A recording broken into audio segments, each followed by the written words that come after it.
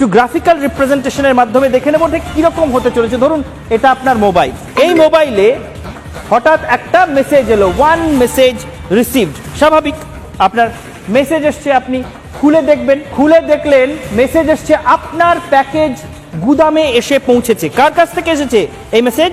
India post, ভারতীয় ডাক বিভাগের নাম করে।